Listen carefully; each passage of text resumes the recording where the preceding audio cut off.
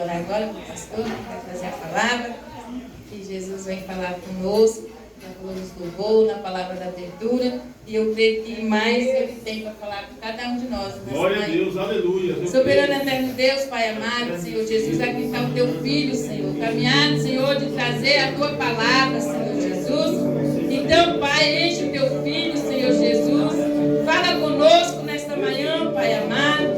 Oh, Santo dos Santos, Senhor Jesus, usa, Pai, a boca do Teu Filho, Senhor Jesus, que não seja Ele, mas sim o Teu Espírito Santo, Pai. Eu entrego nas Tuas mãos, Senhor Jesus, em nome do Pai, do Filho e do Espírito Santo de Deus. Amém, Jesus. Glória a Deus, aleluia.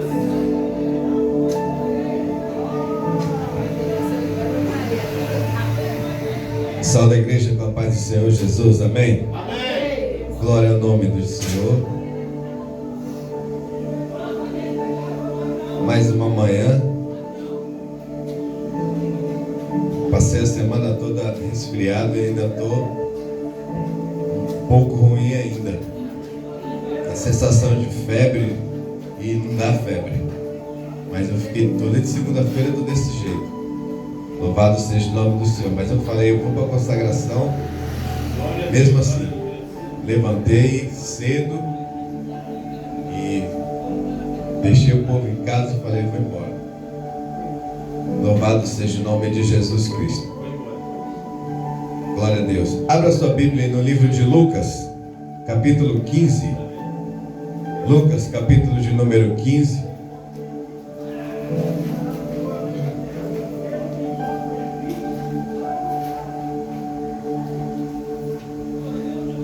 Lucas capítulo 15, versículo 11. É engraçado, eu estava vindo eu vim pelo Jabaquara, e aí esse caminho que eu tenho muito farol, né, 23 de maio toca direto, vem embora, só que devido às obras, eu falei, sempre no domingo agora, quando você aparece, você chega, tá parado por causa de alguma obra. Eu falei, não, vou pelo Jabaquara. E aí parece que todos os faróis de lá da Vila Mariana até aqui resolveram ficar vermelho. Quando eu chegava com o carro, o farol ficava vermelho. E eu vinha assim, ó, de lá até aqui. E aí eu tive tempo de observar algumas coisas. Irmãos, como o celular é terrível, né? Como o celular, ele paralisa as pessoas. E todos os pontos de ônibus que eu passei, foi curiosidade mesmo, vontade de olhar, e olhava, e como as pessoas estão descuidadas assim. Eu passava no ponto de ônibus, eu parado olhando, e um jovem aqui, um aqui, cada um assim, com o celular na mão e assim, né? E eu ficava ali o quê? Uns 5 minutos, 3 minutos, 5 minutos ali parado, e não se mexe, não olha para o lado, não olha para frente, não olha para trás, nada, não faz nada, fica imóvel, olha tudo parado ali. E aí você escuta dizer que está tendo vários assaltos.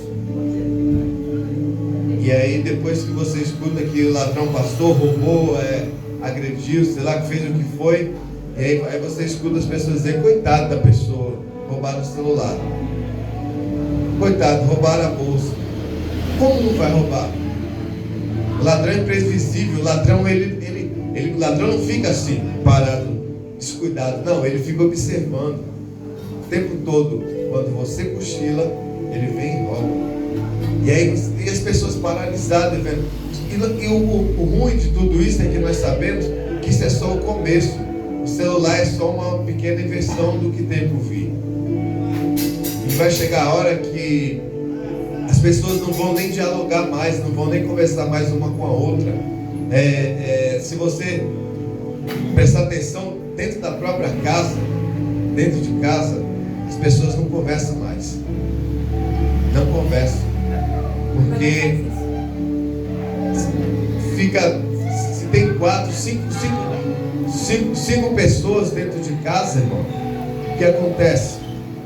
Cada um pega um celular E aí fica um no sofá, um na mesa, um na cama, um do lado, e ninguém dialoga, fica mais ou menos meia hora sem ninguém conversar. Você imagina meia hora, o tanto de assunto que você tem, mais ou menos, vamos entender assim. O tempo está correndo muito rápido. O celular é ruim? Não, você usa para fazer ligação, você usa para trabalho, você usa...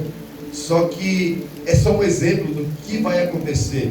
O que a tecnologia está fazendo na mente das pessoas, quando as pessoas deixam, louvado seja o nome do Senhor, aquilo que ela tem dentro. A palavra que disse aqui, acabou de ser dita aqui, aquilo que você tem dentro, que você tem que despertar. Você não pode deixar a alegria morrer, você não pode deixar o contato morrer, a comunicação morrer. Louvado seja o nome de Jesus. E parece uma droga. Parece uma droga. Quando você usa, você paralisa e não faz mais nada. Louvado seja o nome de Jesus. Lucas capítulo 15, versículo 11. Diz assim: a parábola do filho perdido, ou a parábola do filho pródigo, você pode ser assim também. Diz assim: e Jesus continuou. Um homem tinha 2 filhos. O mais novo reivindicou do seu pai: pai, dai-me a parte da herança que tenho direito.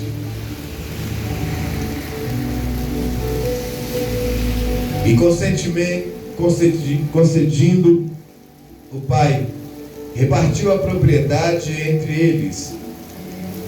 Não se passou muito tempo, e o filho mais novo reuniu tudo o que tinha e partiu para uma terra bem distante.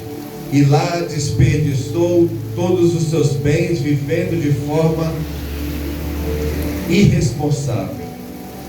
Coincidentemente, após haver gasto tudo o que possuía, abateu-se sobre toda aquela região uma grande fome, e ele começou a passar muita necessidade.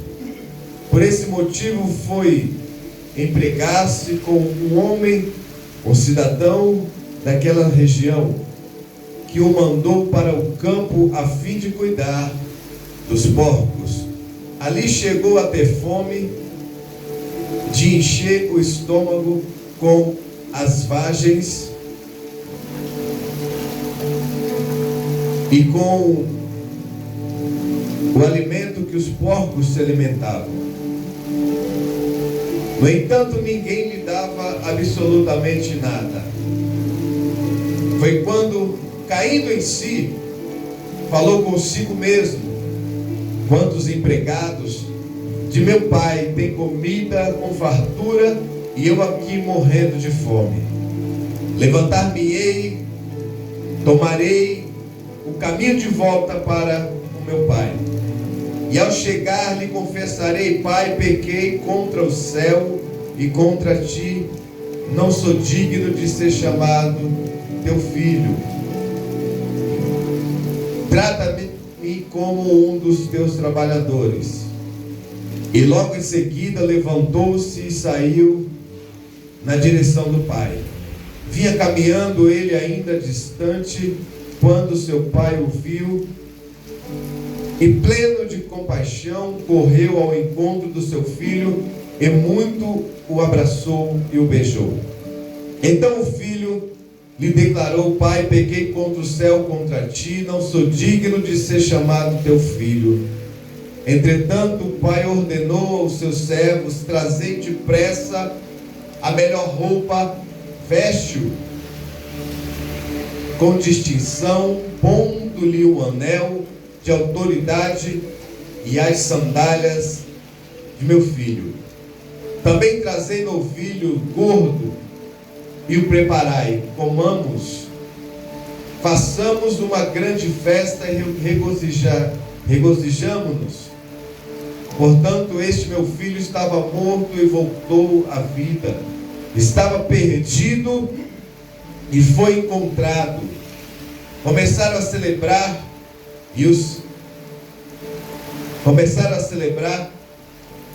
e fizeram uma grande festa. Entretanto, o filho mais velho estava no campo. Quando foi aproximando-se da casa do pai, viu o som da música e da dança.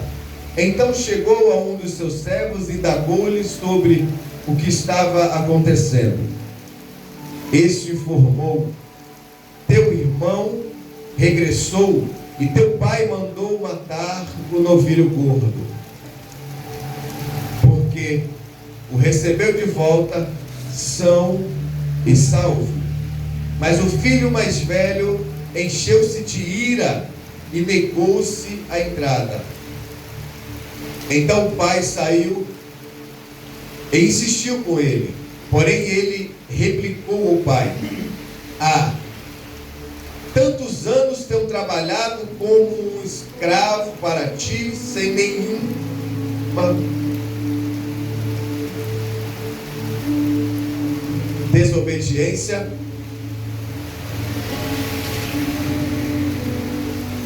Aleluia. E o Senhor nunca, sequer um dia, matou um cabrito para que eu pudesse festejar com meus amigos.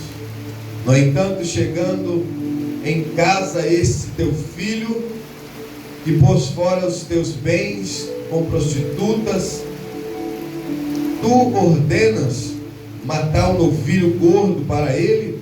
Então lhe arrasou o pai: meu filho, tu sempre está comigo, tudo o que possuo é igualmente teu. Porém nós tínhamos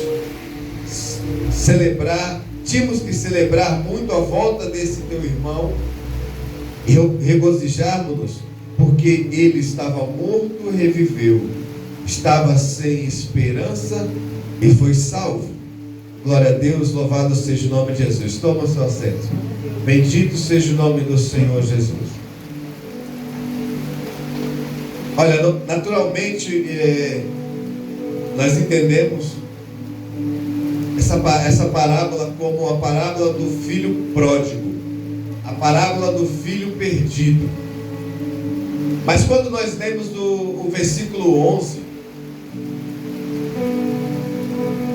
nós poderíamos mudar esse título, da parábola do filho pródigo. É um negócio meio estranho, porque Jesus, quando ele começa a contar essa parábola, ele começa da seguinte forma: um homem tinha 2 filhos. Então nessa história ela não existe somente o filho mais novo, mas são 3 personagens: é o filho mais novo, o mais velho e o pai. Então ela diretamente, ela não fala só desse menino, do filho pródigo, desse que se perdeu, esse que, louvado seja o nome de Jesus, fez aos olhos do bem, aquele que entende errado, da desobediência. Não foi só isso. Existem 3 personagens aí. Existem 3 causas dentro dessa história: a desobediência, a irresponsabilidade, o desperdício, a escolha errada. Segundo, a compaixão, o amor, a gratidão, o aconselho, o abraço, o beijo. Terceiro, a ira, a ignorância, a falta de compaixão. Então são 3 coisas que existem dentro dessa parábola. Então quando você fala a parábola do filho pródigo, você está falando só de uma pessoa, e Jesus está falando de 3 pessoas.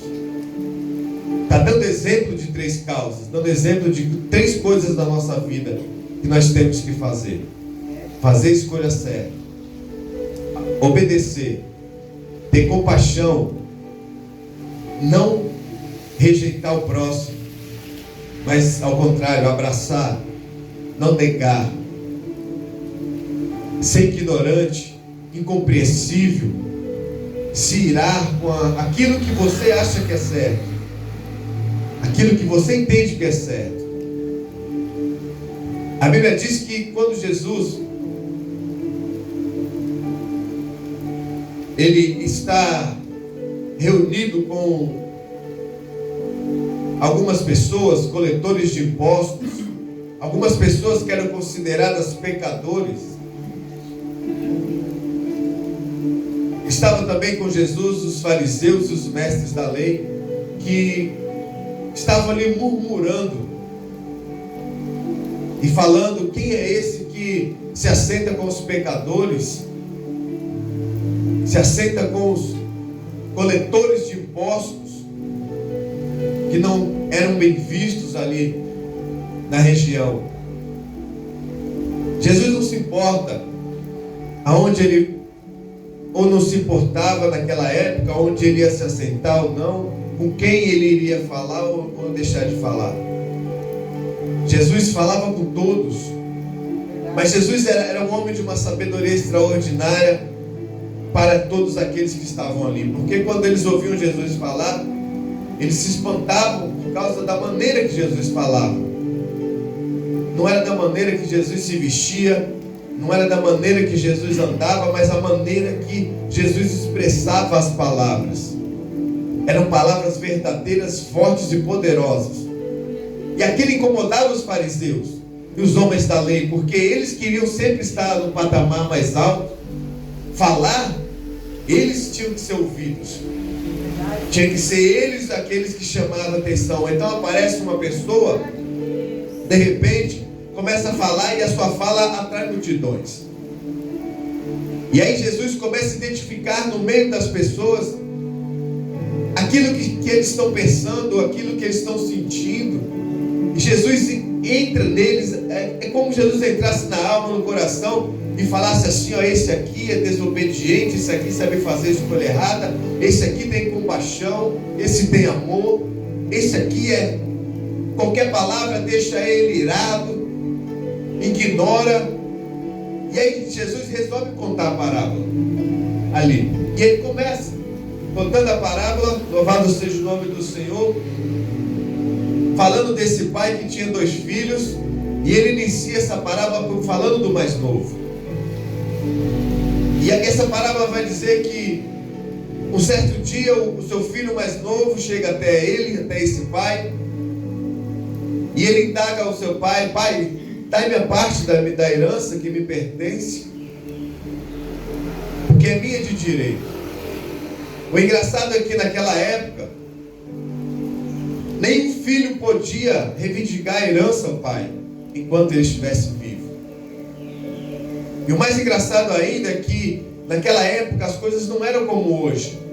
Quando você tem 2 filhos e você morre, você tem que repartir 50% para um, 50% para o outro, quando não existe esposa, quando não existe, ou nada que possa impedir de que a herança seja dividida entre os 2 filhos. 50% para um, 50% para o outro.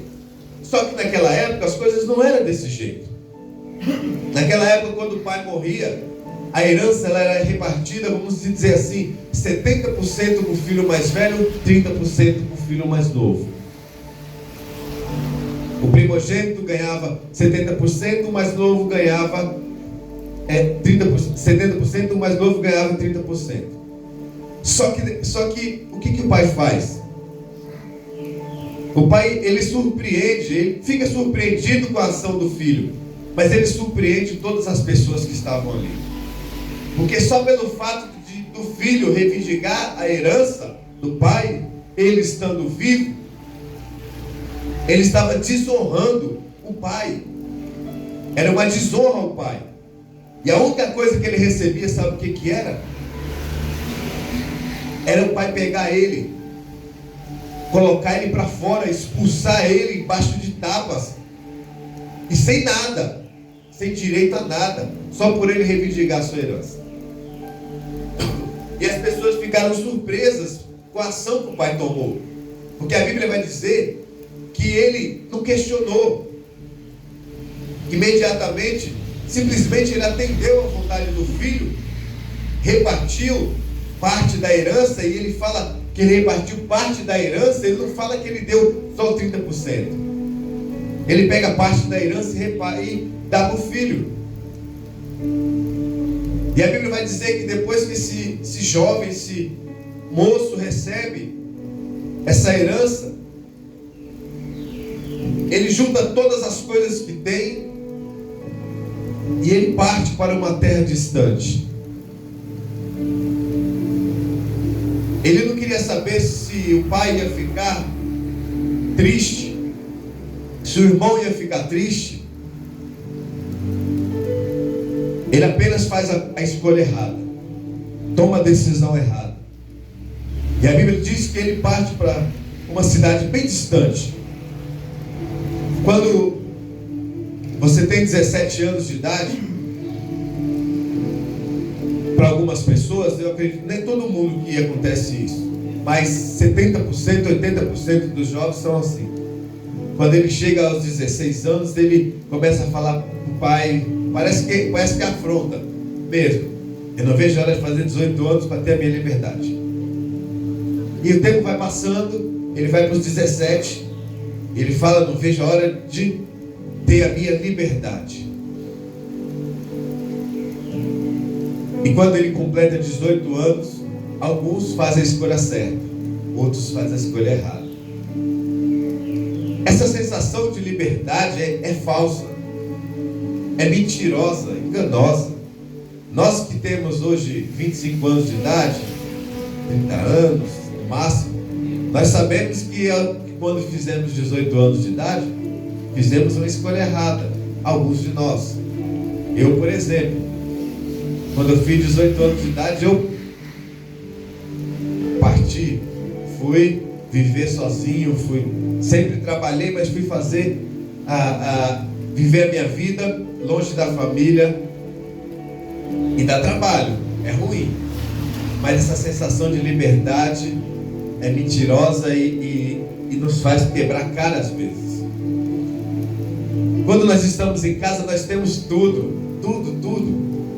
roupa lavada, comida, nós temos o carinho da mãe, do pai, atenção, não precisamos nos preocupar com nada. E esse jovem, ele tinha tudo isso. E eu acredito que por causa de algumas influências, quem mora na roça, no interior, igual eles moravam numa fazenda, quando ele, naturalmente, ele passa a semana na roça, no final de semana ele vai para a cidade. Alguns locais são assim. Era assim que nós fazíamos. Quando você chega na cidade, no final de semana, você encontra amigos lá. E aí você vai passear, vai fazer feira, vai comprar, vai nas lojas onde você não costuma ir habitualmente na semana. E você vê que tem pessoas que moram na cidade e que elas ali têm um outro patamar, uma outra vida, E nessas andanças suas você acaba conhecendo pessoas na cidade. E aí você tem vontade de viver aquela vida também. E o que acontece? Eu acredito que esse jovem, ele deve, nessas andanças dele, a cidade, ele deve ter conhecido alguns jovens, algumas moças, e a vontade dele de poder ter um capital para poder viver aquilo, poder viver uma vida solteira, uma vida sozinho, deve ter entrado no coração. E o que acontece? Quando ele pede a herança ao pai, ele tem uma intenção na mente. Poxa, vou viver minha vida agora sozinho, vou ter dinheiro, meu pai me dá parte da herança, agora vou chegar lá, vou ser rico, chegar como rico, e aí vou ganhar amigos, ganhar mulheres, vou gastar da maneira que eu quiser. E assim ele foi, só que às vezes nós fazemos coisas e não pensamos nas consequências que vêm à frente. Verdade. E para má sorte daquele jovem, ele começa a estar na cidade, começa a usufruir, gastar. A Bíblia diz que ele começa a gastar tudo quanto tinha. Nas boates, nas festas dos restaurantes chiques, carro chique naquela época, acredito que não tinha carro, então era as carruagens, as carroças chiques, com rodas blindadas, rodas de ouro, as coisas tudo, era mais ou menos assim, né? Cavalo com pulseira de ouro, tudo bonitinho, só pode, né? Porque carro não existia naquela época. Ou então era algum transporte, que seja. Mas acredito que ele tinha condições de comprar e poder se engrandecer. Nesse momento ele deve ter conhecido muitos amigos, muitas garotas, deve ter se divertido bastante. Mas para a sua má sorte, naquela cidade aconteceu uma catástrofe. E a Bíblia vai dizer que ocorreu uma grande fome naquele lugar. Uma decadência teve naquele lugar. Vamos dizer que você está em São Paulo, de repente, o governador de São Paulo faz alguma besteira, sei lá o que acontece, e aí cai a inflação. Olha a pandemia, por exemplo. A pandemia é um exemplo muito grande. Por causa da pandemia, tiveram que fechar portas de lojas e tudo mais, e aí pessoas até passaram fome, e muita fome. Uma peste aconteceu e teve isso. Nessa cidade, por exemplo, aconteceu a mesma coisa. Só que aí esse jovem, por irresponsabilidade, não pensar o que estava fazendo, ele foi gastando. O lucro não veio. Chegou uma hora que ele não tinha mais nada. E aconteceu a fome, e aí a casa caiu para ele. Ficou ruim o negócio para ele ali. E a Bíblia diz que esse jovem, no desespero, ele sente fome e ninguém lhe ajuda. Ninguém lhe socorre. E é assim que a vida é. Quando você tem, muitas pessoas você encontra, te abraçam. Muitas pessoas andam com você ao seu lado, batendo no seu ombro, dizendo: esse é o cara, essa é a mulher que eu gosto. Mas quando as coisas começam a decair para a sua vida, começam a ficar ruim, algumas que são mais espertas vão se afastando muito rápidas.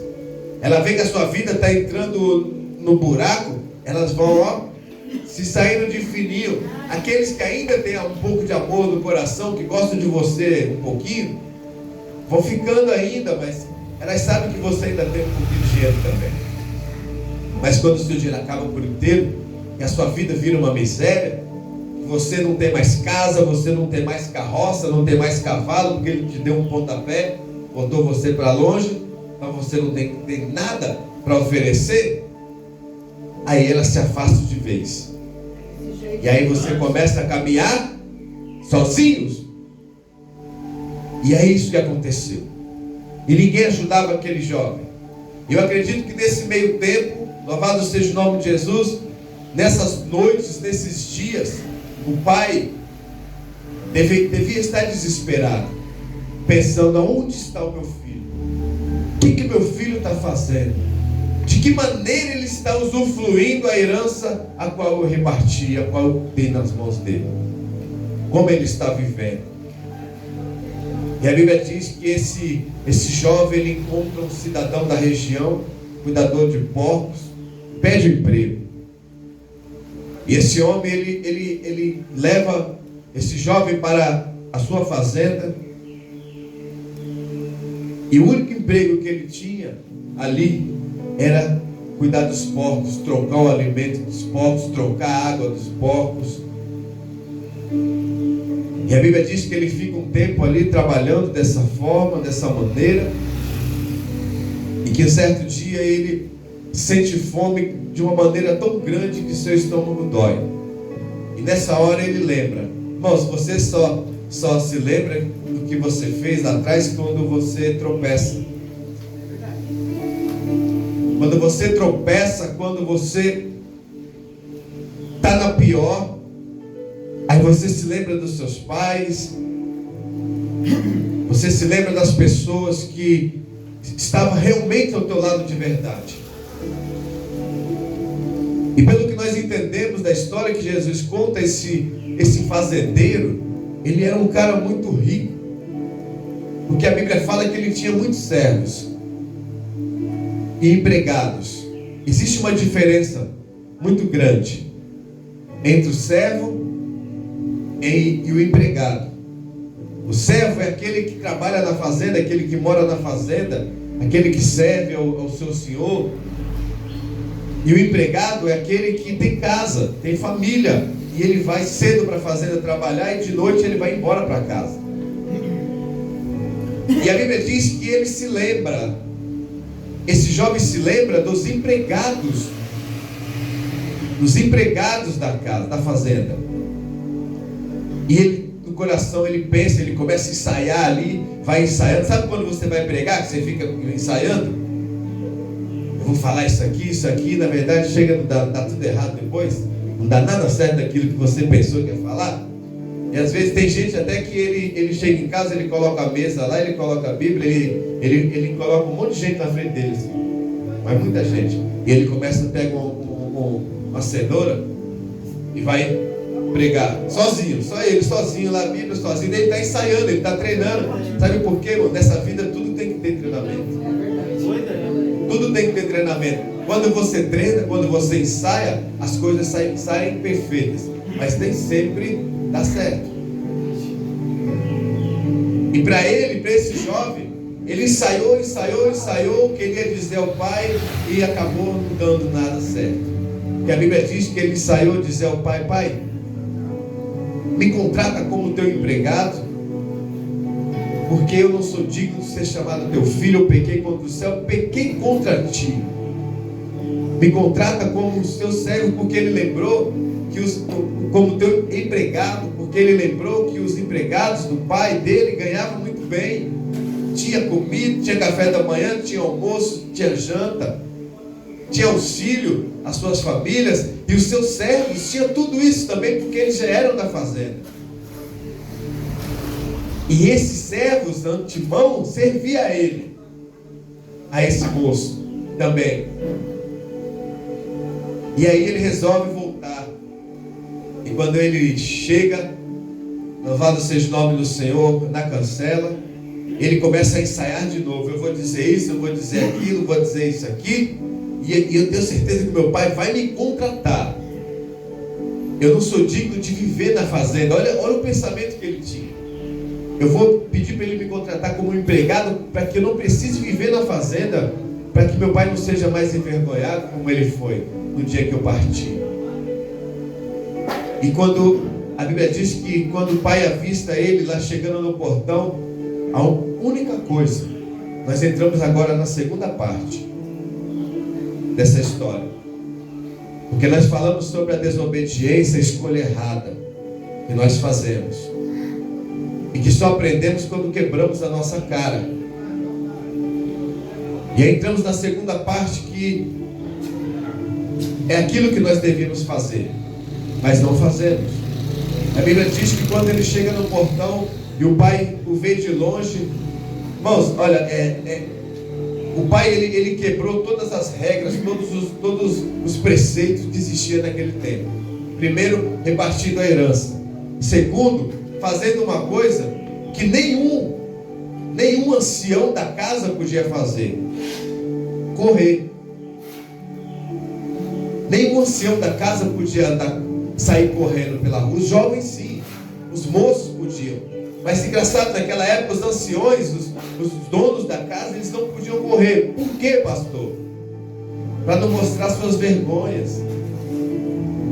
Sair correndo, eles usavam um manto. Quando eles corriam, aquele manto subia, ele mostrava as pernas. E naquela época isso era totalmente proibido.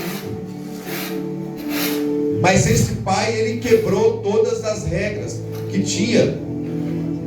A Bíblia diz que quando ele vê o filho, ele sai correndo, desesperado, ao encontro do seu filho. Ele não estava preocupado com isso. Irmão, Deus tem um amor pela nossa vida que é extraordinário. Deus tem um amor pela nossa vida que é muito grande.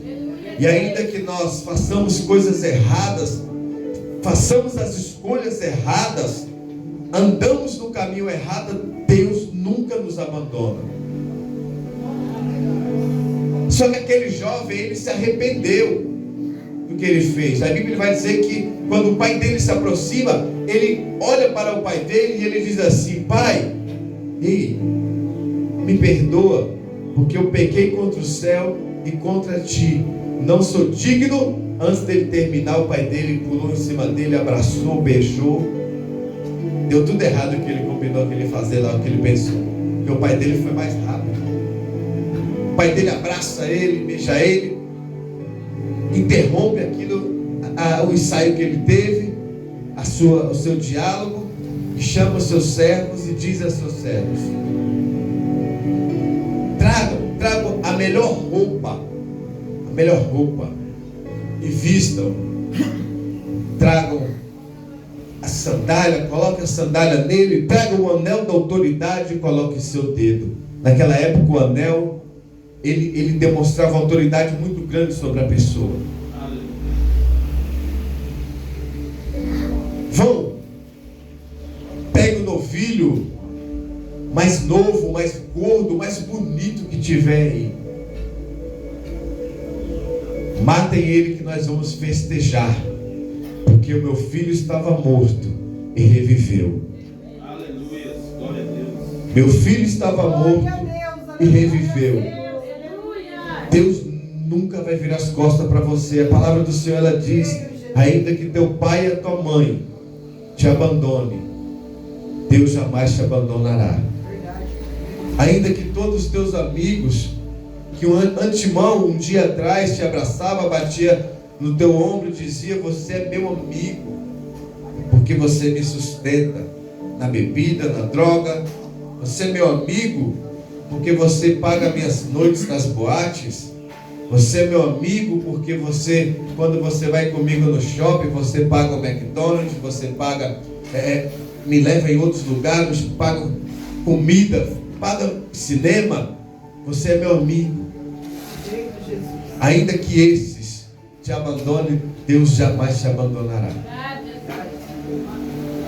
E a Bíblia diz que a festa começa, o baile começa ali na fazenda, ali. Você já viram festa de fazenda como que é?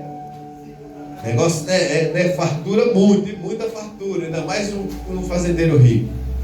E o negócio ali começou, acho que forró ali para lá, forró para cá ali, a noite toda, fogueira comendo ali, para clarear o negócio. Naquela época também, energia elétrica, eu acredito que não existia. E a festa ali começa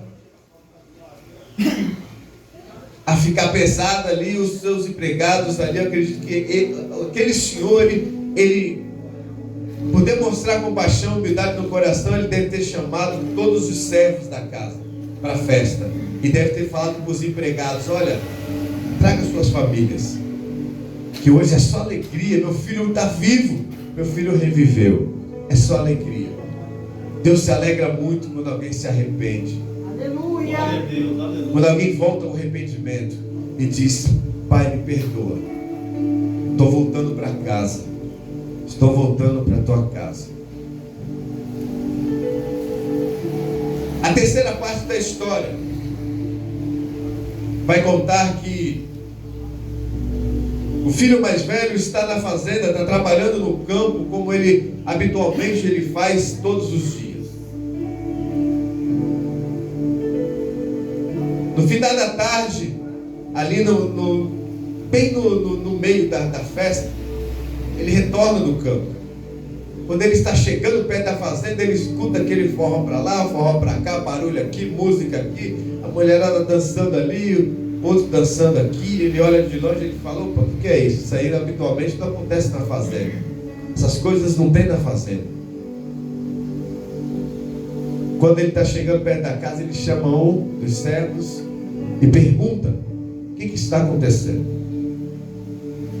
E o servo, acho que é alegre, também pela alegria do seu senhor, deve ter respondido a ele: olha, teu pai mandou matar um novilho gordo, está fazendo uma grande festa, convidou todo mundo para essa festa, porque o teu irmão, aquele que partiu, voltou para casa. E o teu pai, com alegria, ele está fazendo a festa. Irmão, aquilo ali foi como uma facada no coração dele. Foi como uma apunhalada pelas costas dele.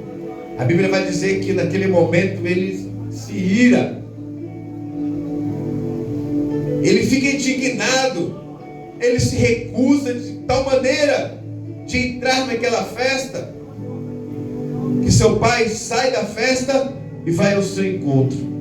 Insiste a ele para que ele vá à festa. Indignado, ele olha para o pai e diz assim: olha, veja bem, eu trabalho para o Senhor todos os dias, estou ao teu lado todos os dias, e o Senhor nunca, momento algum, matou nem sequer um cabrito, quanto mais um novilho gordo, para que eu pudesse festejar com meus amigos aqui, estando eu do teu lado. O teu filho que pegou parte da herança, o teu filho que tirou do Senhor a metade dos teus bens e desperdiçou com prostituição, com amigos, com festa. Está decadente, está pobre, duro, sem nada, aparece aqui o Senhor, além de receber ele bem, com compaixão no coração, além de abraçar e beijar, o Senhor ainda manda fazer uma festa para ele. E o pai naquela hora ele respira fundo, ele olha para o filho e diz assim: meu filho, presta atenção, não há necessidade de eu fazer nenhuma festa para você, porque você, meu filho, está ao meu lado todos os dias. Tudo que eu possuo aqui é teu. Tudo isso aqui é teu. Qual a necessidade que eu tenho, meu filho, de fazer uma festa para você e teus amigos, sendo que tudo isso é teu? E na hora certa você vai receber. E ele fica indignado. Irmão, sabe por que muitas pessoas elas não voltam para a igreja? Sabe por que muitas pessoas que elas saem da igreja e vão viver aí fora uma vida de loucura, fazer aquilo que ela não fazia antes? Ela quer viver o hoje sem pensar nas consequências do amanhã. Drogas, bebidas, prostituições. Pessoas que eram da igreja, que viviam ali dentro da casa do Pai, que ali dentro elas tinham tudo. Mas elas tomam a decisão por causa de alguma coisa que aconteceu, tomam a decisão errada e resolvem sair e ir para longe da igreja, o mais longe que ela puder, para viver as loucuras, as vaidades, as coisas que, louvado seja o nome do Senhor, elas não viviam antes. Principalmente quem nasce no berço evangélico e não conhece como as coisas são aí fora, porque o pai e a mãe criou elas dentro do berço evangélico quando elas faz de 16 anos, 15 anos. As má influências na escola, às vezes, ou no trabalho, para quem trabalha, fala para ela: ah, vamos na festa, vamos no baile, vamos isso. E às vezes, uma vez o pai deixa, acabou a vida. Uma vez ela vai, e aí ela começa a conhecer que as coisas são diferentes aí fora, que fora da casa do pai as coisas são diferentes, e aí resolve sair da casa do pai. Só que quando ela está dentro da casa do pai, ela é herdeira de tudo aquilo que Deus lhe deu. Ela é herdeira de todos os dons que Deus lhe deu, da alegria que Deus lhe deu, da compaixão que Deus lhe deu. Ela tem tudo aquilo dentro dela. Enquanto ela está na casa do pai, mas quando ela sai, ela desperdiça isso. Ela desperdiça tudo isso que Deus lhe dá. E quando ela está destruída, acabada, quando o arrependimento vem ao seu coração, ela resolve voltar. Ela quer voltar. Aí que está a história. Ela quer voltar. Só que ela começa a ensaiar como que ela vai fazer quando ela chegar na igreja de volta. Como ela vai olhar para a cara do pastor. Como ela vai olhar para a cara dos irmãos na igreja. E ela começa a deduzir o que vai acontecer. Falar com o pastor é fácil. A missão do pastor é receber de braços abertos. Isso aí é fato. Ele tem que receber de braços abertos. E os irmãos? Como que os irmãos recebem? Ela pensa de todas essas formas. E às vezes ela não quer voltar. E quando ela toma a decisão de verdade de voltar, ela volta para a igreja, chega lá, o pastor recebe ela, porque se ele não fizer isso, Deus vai dar uma surra nele, grande. Deus vai puxar a orelha dele. Deus vai corrigir ele, porque o trabalho dele é receber bem.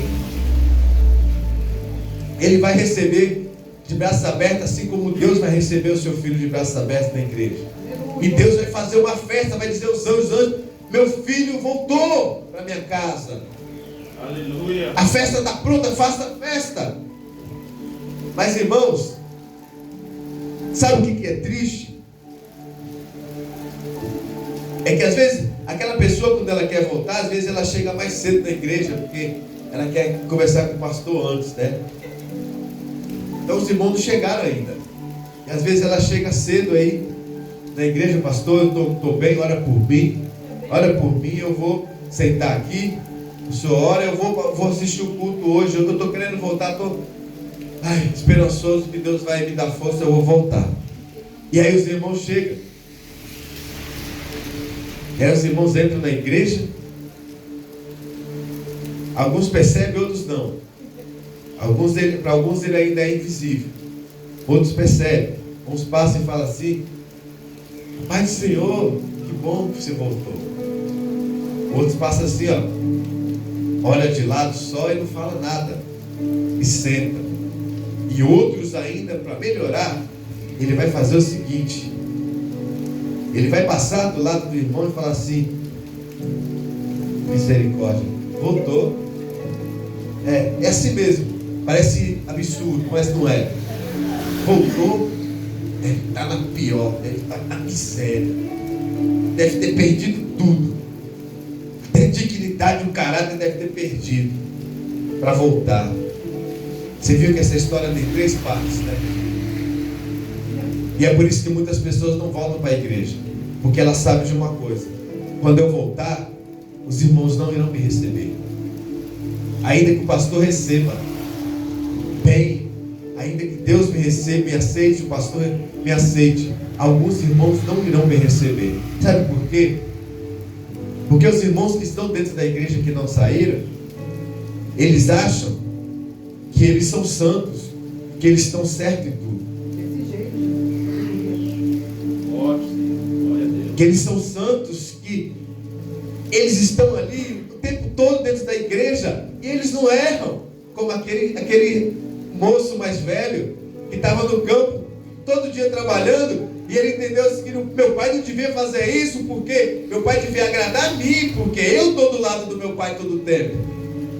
E ele comete essa falha, esse erro: meu pai perdoa. Deus é Deus que perdoa. Deus é Deus de perdão quando você se arrepende de verdade.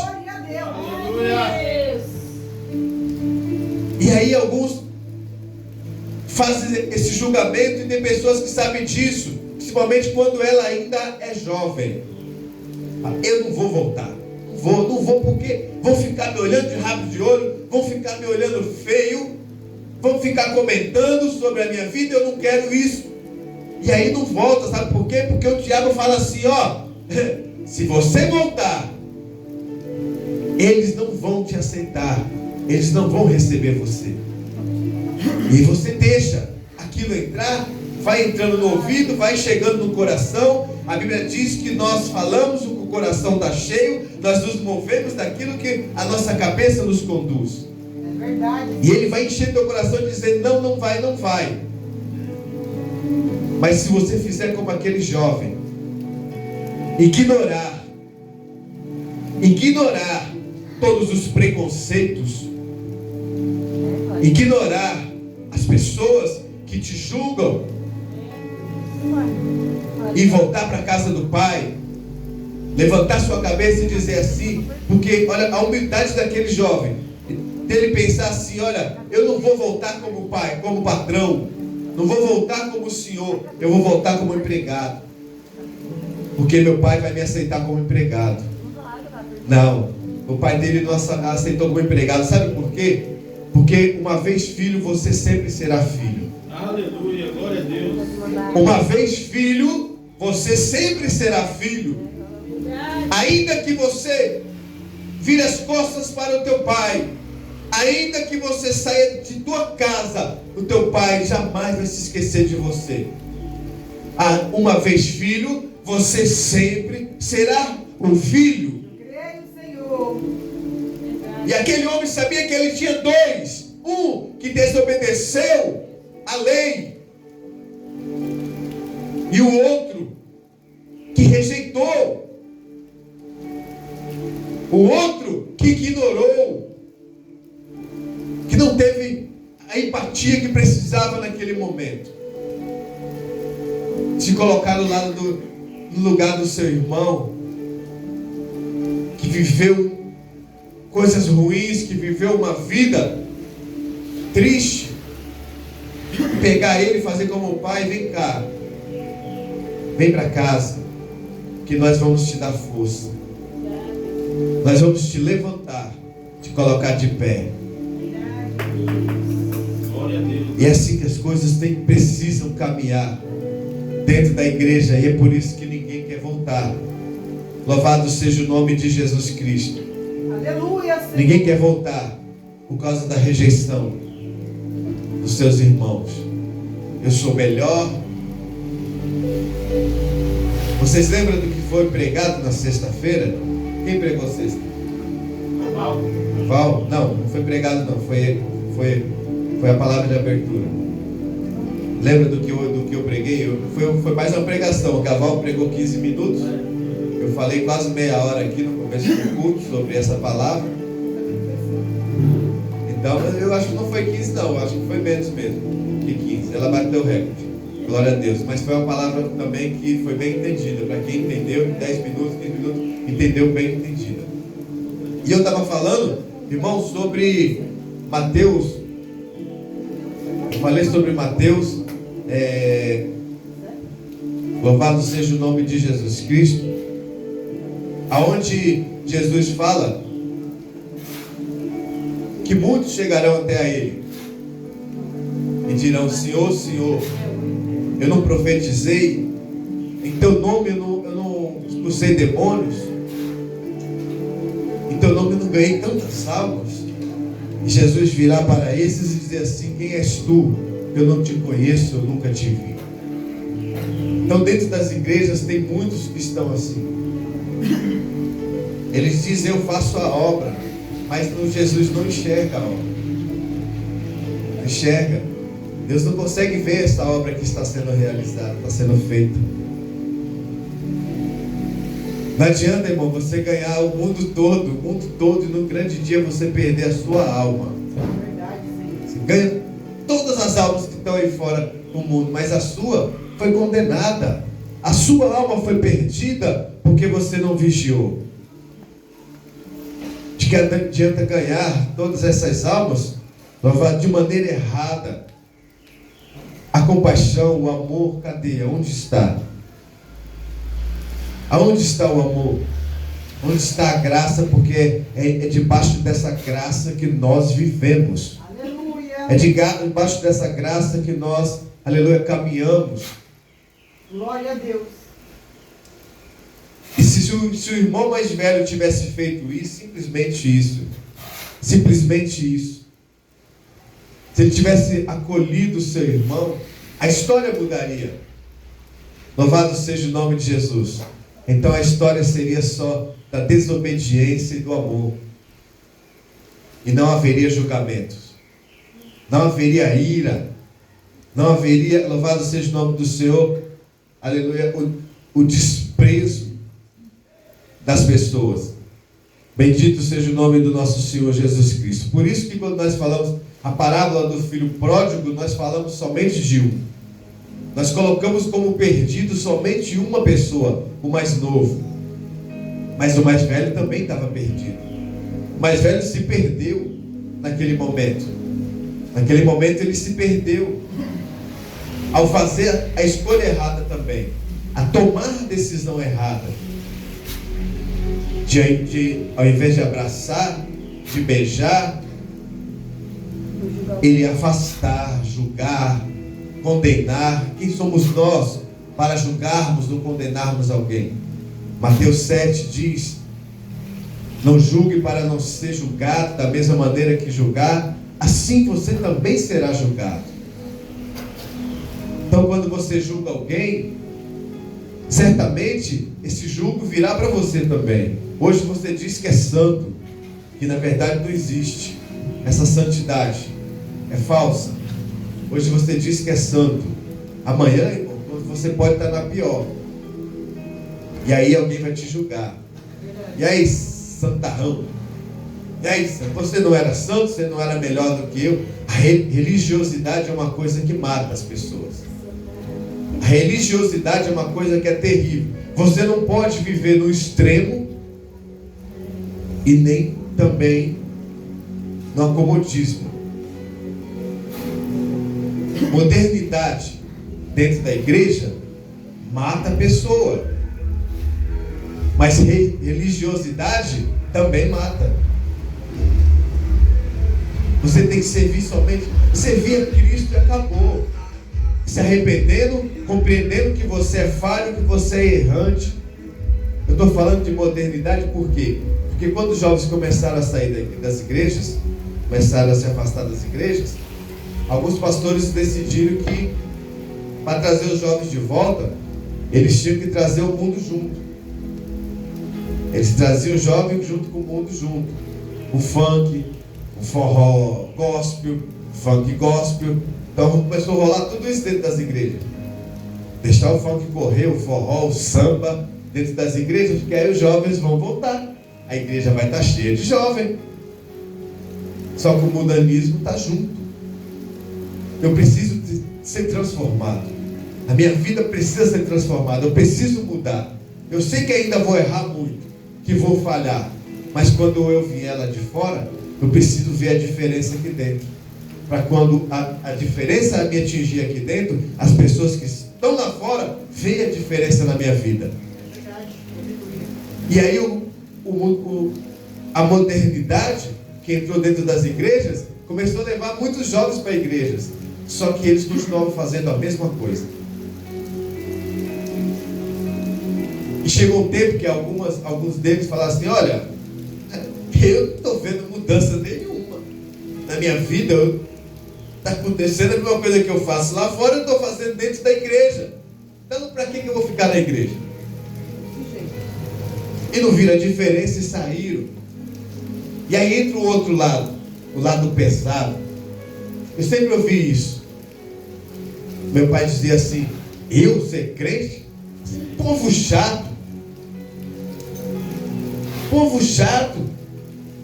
Testemunho de Jeová, 7 horas da manhã, ele está na sua porta lá, batendo. Você trabalha a semana toda no domingo, é o único dia que você vai acordar mais tarde. Um pouco, está o testemunho de Jeová na sua porta batendo, 7 horas da manhã. Só que para algumas pessoas, todos são crentes, acabou. Não interessa, não tem placa de igreja, não tem doutrinamento, não existe forma diferente. Crente é crente. E aí tem aqueles crentes que eles entram num processo de religiosidade, que eles olham para a pessoa, para o ímpio, aquele que ainda não é da igreja, e falam assim: olha, você tem que ir para a igreja, se você não for, você vai morrer. É assim mesmo, você vai morrer. Se você não for para a igreja, Deus vai descer a espada de você, vai abrir a sepultura e vai jogar você para dentro. É assim. E ele entra num processo de religiosidade. Por quê? Porque ele se enxerga, ele se vê como santo, e você não. Ele é santo, mas você não é. Ele não erra, você erra. Ele está errado, ele está expulsando você da igreja, ele está te botando medo. Você não vai para a casa do Senhor, porque Deus não é assim. Não é assim que Deus traz. Deus não vai matar você porque você não vai para a igreja. Primeira coisa, a palavra do Senhor diz assim: ó, enquanto você não conhece a palavra de Deus, os teus pecados são perdoados. Você não sabe o que você está fazendo, porque você não conhece as Escrituras, não conhece a verdade. Mas a partir do momento que você conhecer, leu um versículo onde Deus falou com você, ó, não peque. Aí o negócio fica estreito para você. Conheceu a verdade, aí o negócio fica diferente. Como é que eu vou chegar em você sabendo que você não conhece a verdade e falar para você, olha, você tem que servir a Deus. Você tem que virar crente para você não morrer. Você vai morrer também. Dá vontade da pessoa falar assim, e você não morre, você é eterno? Você não vai morrer? Eu morro, você não morre, você vai virar, seu corpo vai ficar para sempre. Todos nós morreremos um dia, isso é fato. É a única realidade que nós conhecemos hoje, é que nós iremos morrer. Então, quando você usa a religiosidade demais, é ruim. Quando você deixa o mundanismo entrar, também é ruim. Porque na casa do Senhor tem que haver mudança, tem que haver diferença. Não quer dizer que você não peque, mas tem que haver diferença, tem que haver ordem, organização, tem que ter amor, compaixão, acolhimento dentro da casa do Senhor. É isso que tem que acontecer. Seja pastor, seja obreiro, seja missionário, seja o que for, ele tem que ter compaixão, amor. Mas ele tem que andar na linha. Porque se ele não andar na linha, aí as coisas ficam estreitas, irmão. Não estou falando dos seus erros pessoais, não. Olha, entenda bem. Das suas falhas, dos seus pecados, porque isso é com você e Deus. Não é com ninguém. Ninguém tem que meter o dedo nisso aí. Você tem que fazer a obra. Eu estou falando, irmão, é com aquilo que você mostra. Como eu sempre digo, às vezes não é a palavra que traz as pessoas para a igreja, é você. É o exemplo. As pessoas precisam ver a mudança na sua vida. Agora você vai para a igreja, se torna um cristão na igreja, dentro da igreja. Só que fora dela você é a mesma pessoa de sempre, como sempre foi. Vive nas rodinhas, bebedeira. Não, pastor, mas eu não estou bebendo. Não disse isso. Dependente se você está bebendo, eu não falei isso. Você é o exemplo visual das pessoas. Fica você na rodinha, batendo papo e falando às vezes coisas que escapou, pastor. Saiu da boca, escapou. Se não tivesse lá, não ia escapar. E aí quando você acaba toda a fala. Fulano, vamos na igreja domingo? Vamos na igreja domingo? A primeira coisa que ele faz é olhar para você e falar, aonde? Na igreja? Na sua? Não vou não. Fazer o quê? Na igreja. Não estou vendo mudança em você está a mesma coisa. Não mudou nada, eu vou lá fazer o quê? Não tem mudança. Também não estou dizendo para você entrar na igreja depois e você passar pelos seus amigos assim, ó. Não olhar para eles mais, não cumprimentar eles mais, não falar com eles mais. Não. Bom dia, boa tarde, tudo bem com vocês? Cumprimentar, fazer, mas não participar do que eles estão participando.